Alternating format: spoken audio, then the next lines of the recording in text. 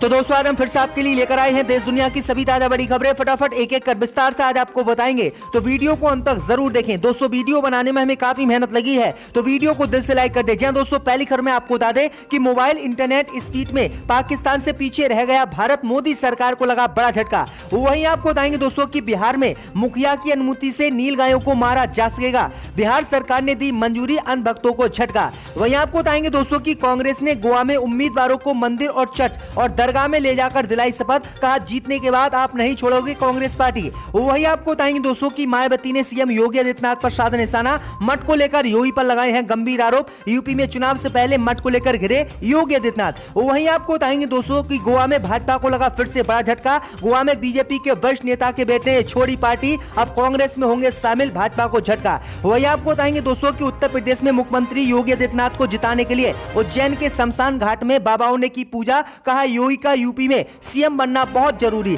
तो दोस्तों सभी खबरों को आपको एक एक कर बताने वाले हैं। वीडियो को लाइक कर चैनल को सब्सक्राइब कर दें और हमें कमेंट में बताएं कि आप किस जिले किस राज्य से हमारी खबरों को देख रहे हैं। इसी बीच पर तो दोस्तों अगली खबर की ओर, तो मोबाइल इंटरनेट स्पीड में पाकिस्तान से पीछे रह गया भारत। मोदी सरकार को झटका। जी दोस्तों आपको बता दें कि मोबाइल इंटरनेट स्पीड के मामले में भारत पाकिस्तान से पीछे रह गया है। इंटरनेट स्पीड से टेस्ट करने वाली कंपनी ओकला ने अपनी दिसंबर महीने की रिपोर्ट जारी की है। इस रिपोर्ट के मुताबिक मोबाइल इंटरनेट स्पीड वाली लिस्ट में 138 देशों में से भारत 115वें स्थान पर रहा है। इस दौरान भारत की औसतन मोबाइल इंटरनेट स्पीड 14.17 एमबीपीएस रही है। इस बार भारत की रैंकिंग में गिरावट दर्ज की गई है, जबकि पाकिस्तान 16.72 एमबीपीएस की स्पीड के साथ 138 देशों में से 103वें स्थान पर रहा है। वहीं ब्रॉडबैंड स्पीड की अगर बात करें तो इसमें भारत की अच्छी स्थिति है। तो ये बड़ी अपडेट आई दोस्तों कि इतने महंगे महंगे प्लान इंटरनेट कंपनियां जो है देश में कर रही हैं, लेकिन स्पीड पाकिस्तान के बराबर भी ये कंपनियां नहीं दे पा रही, क्योंकि मोदी, अंबानी, अडानी की ये कंपनियां हैं। तो ये बड़ी अपडेट आई दोस्तों कि पाकिस्तान से भी स्पीड कम भारत में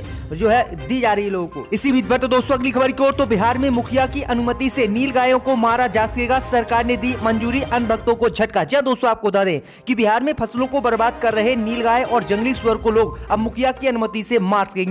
पंचायती राज विभाग ने जलवायु परिवर्तन और पर्यावरण एवं वन विभाग के इस प्रस्ताव को हरी झंडी दे दी है, जिसके बाद अन्य भक्तों को झटका लगा है और कुछ अन्य भक्तों ने इसका विरोध भी किया है। दरअसल आपको बता दें कि पंचायती राज मंत्री सम्राट चौधरी ने कहा है कि किसानों के नुकसान को बचाने को ध्यान में रखते हुए विभाग ने इसकी मंजूरी दी है। अभी जलवायु परिवर्तन, पर्यावरण एवं वन विभाग के मुख्य वन्य प्राणी प्रतिपालक मानने की अनुमति देने के लिए प्राधिकृत है। पंचायती राज मंत्री ने कहा कि खेती और बागवानी की फसलों को नुकसान पहुंचाने से रोकने के लिए इनको मानने की सरकार ने अनुमति दी है। तो ये बड़ी अपडेट आ रही है दोस्तों कि बिहार में मुखिया की अनुमति के बाद नील गायों को अब खेतों में किसान मार सकेंगे।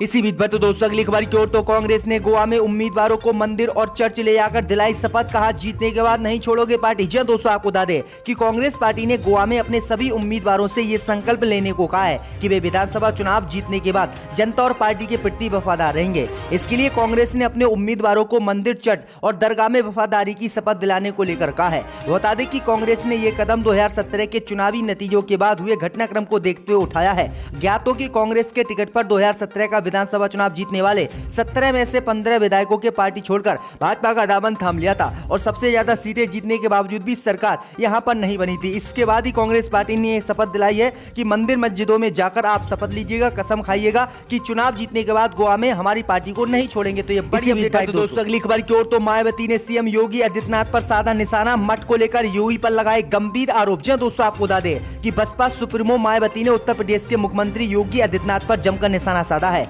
सीएम योगी ने अपने गाजियाबाद दौरे पर गरीबों को दिए गए मकानों का ब्यौरा देते हुए राज्य की पिछली सरकारों पर हमला बोला था। उन्होंने कहा था कि यूपी में पिछली सरकारों में जनता के पैसे से मंत्रियों ने अपने लिए बंगले बनवाए थे। वहीं आपको बता दें कि सीएम योगी के इस बयान पर मायावती ने पलटवार किया और मायावती ने ट्वीट कर कहा कि शायद पश्चिमी यूपी की जनता को यह मालूम नहीं है कि गोरखपुर में योगी जी का जो मठ बना हुआ है, जहां वो अधिकांश निवास करते हैं, वो कोई बड़े बंगले से कम नहीं है। यदि इसके बारे में योगी बता देते तो बेहतर होता। तो ये बड़ी अपडेट आई दोस्तों कि योगी का जो मठ है वो 5 स्टार होटल की तरह यहां पर गोरखपुर में बना हुआ है और इसी को लेकर मायावती ने गंभीर आरोप लगाए और भाजपा की पोल खोली, जिसके बाद योगी आदित्यनाथ बुरी तरह से उत्तर प्रदेश में घिर गए हैं। इसी बीच पर तो दोस्तों अगली खबर की ओर, तो खंडवा विवाद में नया मोड़। मुस्लिम परिवार का घर जलाने के आरोपी ने मंदिर में की थी तोड़फोड़। जी दोस्तों आपको बता दें कि मध्य प्रदेश के खंडवा में मुस्लिम परिवार का घर और ऑटो जलाने के मामले में एक नया मोड़ आ गया है। अब एक हिंदू परिवार ने शिकायत की है कि आरोपी बंटी उपाध्याय ने मंदिर में भी तोड़फोड़ की है। पुलिस ने आरोपी बंटी आंटी पर 2 दिन में 6 एफआईआर दर्ज की हैं।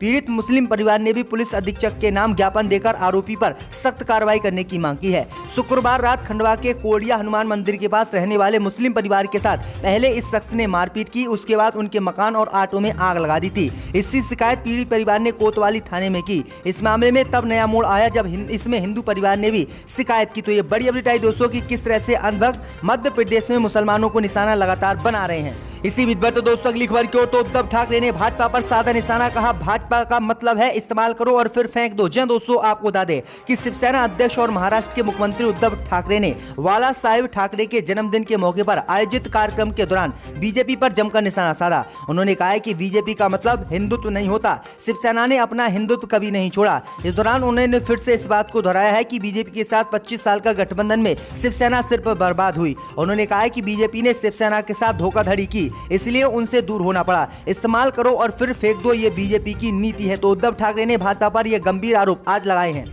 इसी बीच पर तो दोस्तों अगली खबर की ओर तो गोवा में भाजपा को लगा बड़ा झटका। गोवा में बीजेपी के मौजूदा मुख्यमंत्री के बेटे ने दिया पार्टी से इस्तीफा। जी दोस्तों, आपको बता दें कि गोवा के पूर्व मुख्यमंत्री एवं भाजपा के वरिष्ठ नेता 65 वर्षीय लक्ष्मीकांत पारसेकर ने शनिवार रात भाजपा की सदस्य से इस्तीफा दे दिया है और भाजपा को तगड़ा झटका गोवा में विधानसभा चुनाव से पहले दिया है। पारसेकर विधानसभा चुनाव में भाजपा के टिकट नहीं देने से नाराज थे। पारसेकर ने भाजपा गोवा अध्यक्ष सदानंद तनावड़े को अपने त्याग पत्र में कहा कि मैं भाजपा गोवा प्रदेश की प्राथमिक सदस्यता से तत्काल प्रभाव से अपना इस्तीफा देता हूं। मुझे तत्काल प्रभाव से मेरी गतिविधियों से संबंधित सभी जिम्मेदारियों से मुक्त करें। पारसेकर ने गोवा विधानसभा चुनाव 2022 के लिए भाजपा घोषणा पत्र समिति के संयोजक के पद से भी इस्तीफा दे दिया है। इससे पहले पारसेकर ने कहा था कि मैं एक ईमानदार भाजपा कार्यकर्ता था, मैंने जो भी विकास कार्य किया वह जनता के पैसे से किया था, न कि मेरी जेब से। तो ये बड़ी अपडेट आई दोस्तों, बड़ा झटका गोवा में फिर से भाजपा को आज लगा है। इसी बीच पर दोस्तों अगली खबर की ओर तो अरविंद केजरीवाल ने किया दावा, केंद्र सरकार पंजाब चुनाव से पहले हमारे मंत्री को करेगी गिरफ्तार। जी दोस्तों, आपको बता दें कि दिल्ली के सीएम अरविंद केजरीवाल ने कहा है कि हमें अपने सूत्रों से पता चला है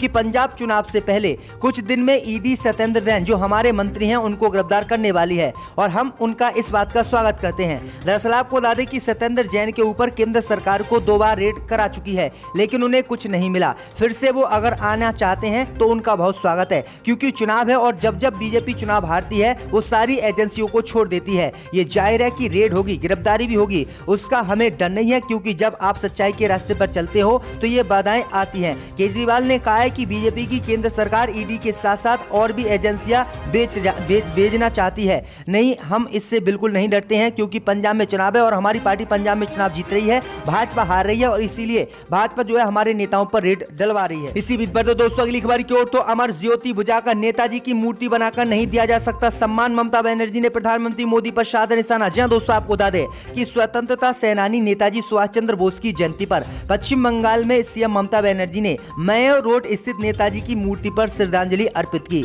उन्होंने श्रद्धांजलि अर्पित करने के बाद मोदी सरकार पर बड़ा हमला बोला। ममता बनर्जी ने कहा कि एनसीसी के तर्ज पर बंगाल के स्कूलों में जय हिंद वाहिनी का गठन होगा। ममता ने आगे कहा कि बार मेमोरियल को लेकर राजनीति हो रही है, लेकिन शहीदी में कोई भेदभाव नहीं होता है। उन्होंने कहा कि भाजपा इतिहास को मिटा रही है, अमर ज्योति को बुझाकर नेताजी की मूर्ति बनवाकर इसका सम्मान नहीं दिया जा सकता। ममता बनर्जी ने कहा है कि मूर्ति पहले ही पश्चिम बंगाल में उनकी बनी हुई है, इसलिए मोदी सरकार नई मूर्ति इसलिए बनवा रही क्योंकि वह भाजपा इतिहास देश का मिटाना चाहती है और भाजपा लगातार देश के इतिहास को मिटा रही है।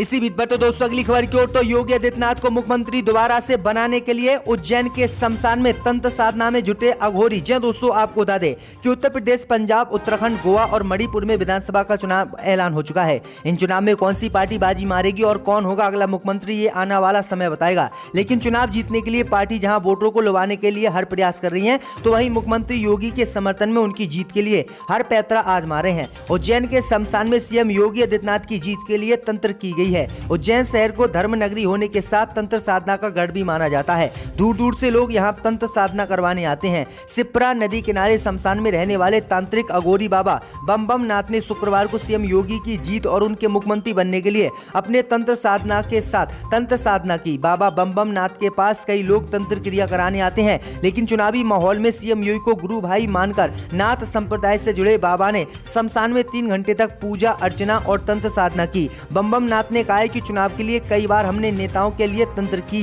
लेकिन जीतने के बाद कोई नहीं आया। यूपी में सीएम योगी का आना जरूरी है, वो नहीं आए तो कानूनी व्यवस्था खराब हो जाएगी, इसलिए हम उनके लिए जो है पूजा कर रहे हैं और उन्हें जिता कर रहेंगे। तो किस तरह से बाबा भी अब योगी आदित्यनाथ को जिताने के लिए पूजा पाठ कर रहे हैं कि इसी ऐवान में टेबल पर पैसे डाले गए थे।